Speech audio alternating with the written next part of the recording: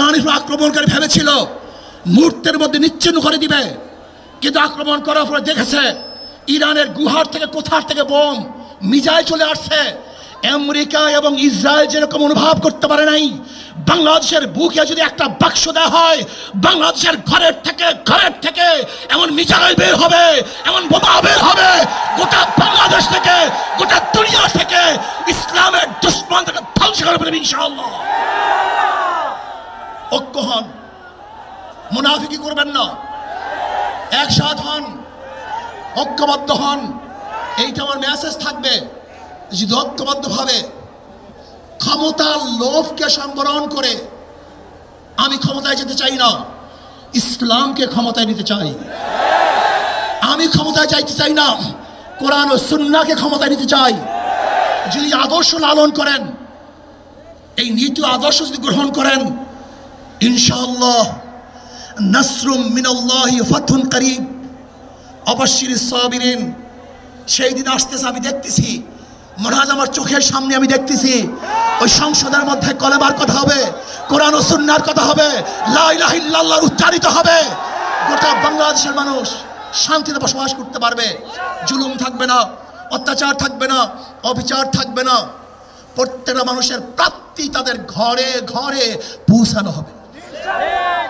আজকে আমার মা বোনেরা মনে করছে ইসলাম ক্ষমতা আসলে আমাদের অবস্থাটা কি হবে। ইসলাম ক্ষমতা আসলে প্রত্যেকটা মা বোনের ন্যায্য অধিকারকে প্রতিষ্ঠিত করা হবে। ইসলাম ক্ষমতা আসলে আগামী 5-10 বছরের মধ্যে সমস্ত গরিবরা দরিদ্র সীমার উপরে চলে যাবে। ইসলাম ক্ষমতা আসলে 28 লক্ষ কোটি টাকা বিদেশে পাচার হবে না, দুর্নীতি থাকবে না, জুলুম থাকবে না, অত্যাচার থাকবে না, নির্বিচারে কোনো মানুষ আর খুন হবে না, গুম হবে না। ইসলাম ক্ষমতা আসলে শ্রমিকদেরকে তাদের অধিকার আদায়ের জন্য রাস্তায় নামার কোনো প্রয়োজন হবে না। ইসলাম ক্ষমতা আসলে কৃষক, শ্রমিক, মজদুররা তাদের অধিকারকে প্রতিষ্ঠিত করার জন্য ইসলামী সরকার তাদেরকে নিয়ে কমিটি গঠন করে তাদের প্রাপ্তি তাদের কাছে পৌঁছায় দেবে। আসুন, ইসলামী হুকুমাত কায়েম করার জন্য আমরা চেষ্টা করব। আজকে আমাদের এই জনসভায় যশোর থেকে আমার কিছু ভাই আসার সময় তারা অ্যাক্সিডেন্ট হয়ে শাহাদাত বরণ করেছে। আল্লাহ তাদেরকে জান্নাতুল ফেরদাউস দান করে। আমার অনেক ভাইয়েরা আহত অবস্থায় আছে, আল্লাহ পাক তাদেরকে সুস্থ করে দেন। আসুন, আজকে জনসমুদ্রে আমরা আসছি, আমাদের টাকা নাই, পয়সা নাই, নিজের পয়সা দিয়ে এসছি, নিজের খানা খেয়েছি।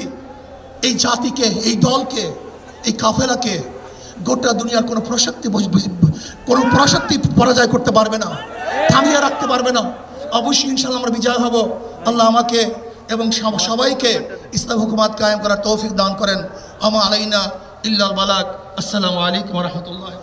বাংলাদেশ তোমাদের উপহার দেব ইনশাআল্লাহ। একটা জিনিস মনে রাখতে হবে, এই অভ্যুত্থানে আপনারা যখন ঢাকার গুরুত্বপূর্ণ পয়েন্টগুলো থেকে শুরু করে দেশের বিভিন্ন রণক্ষেত্রে অংশগ্রহণ করেছেন, আপনাদেরকে পাঞ্জাবি পায়জামা টুপি দেখে টার্গেট কিলিং করা হয়েছে। আমার মাদ্রাসার অসংখ্য ভাই এই টার্গেট কিলিং এর শিকার হয়েছেন।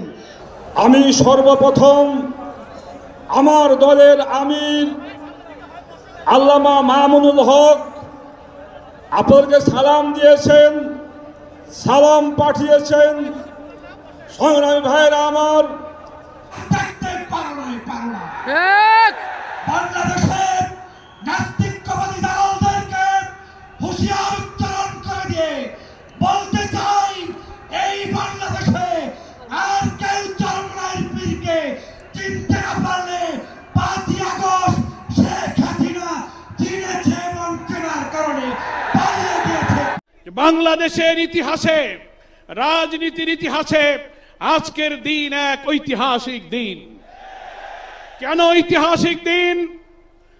মুসলিম উম্মার নেতৃত্ব দানকারী দেশপ্রেমিক সকল ইসলামী দল, ব্যক্তিত্ব, স্কলারদের মধ্যে ভিন্নমত থাকা সত্ত্বেও আজকে একটি ঐতিহাসিক ঐক্যের যে পরিবেশ এবং সম্ভাবনা দেখা দিয়েছে, সৈয়দ মোহাম্মদ রেজাউল করিমের আহ্বানে আজকের ঐতিহাসিক মঞ্চে যারা বসে আছেন তারাই হচ্ছে এই ঐক্যের মহাকাণ্ডারী।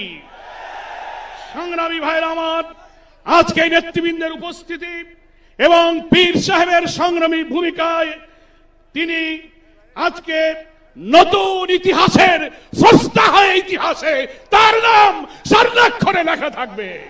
সুতরাং এই অর্থে হেফাজতে ইসলাম মানেই হলো বাংলাদেশ। হেফাজতকে আঘাত করার নাম হলো বাংলাদেশকে বিপন্ন করা। যারা বাংলাদেশের উপর আঘাত করতে আসবে সে হাত ভেঙে গুড়িয়ে দেব, ভেঙে গুড়িয়ে দেব।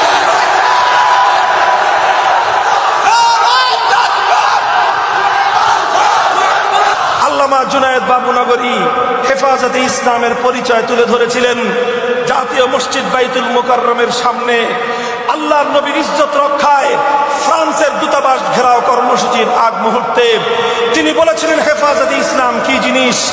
বলতে গিয়ে বলেছিলেন হেফাজতে ইসলামের দায়িত্বশীল এদেশের সমস্ত আলেম সমাজ, হেফাজতের দায়িত্বশীল